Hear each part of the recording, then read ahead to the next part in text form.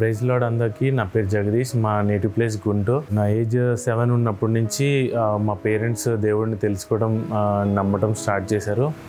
నేను కూడా అప్పటి నుంచే సండే స్కూల్ అండ్ చర్చ్కి వెళ్ళటం స్టార్ట్ చేశాను.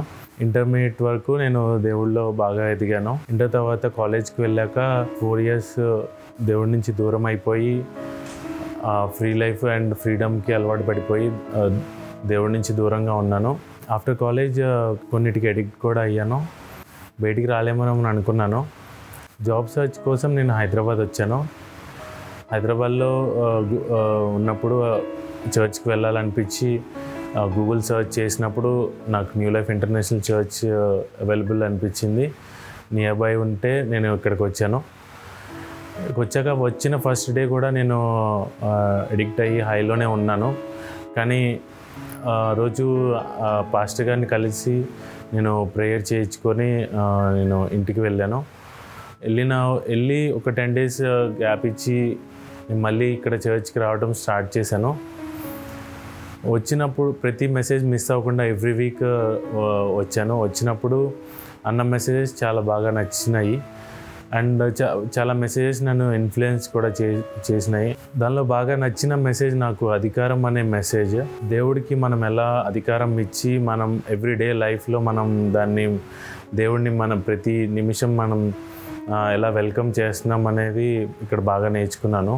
నేను ప్రేయర్ చేయించుకొని వెళ్ళాక ఒక జాబ్ తీసుకున్నాను. 2 months ఉన్నాక ఆ జాబ్ పోయింది.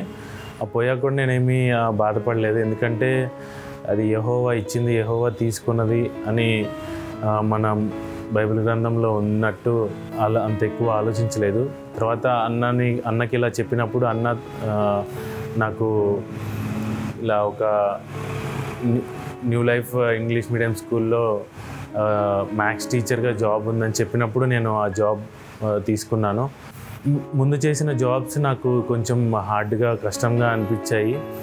తర్వాత ఇప్పుడు చేస్తున్న జాబ్లో నాకు చాలా హ్యాపీగా అనిపించింది.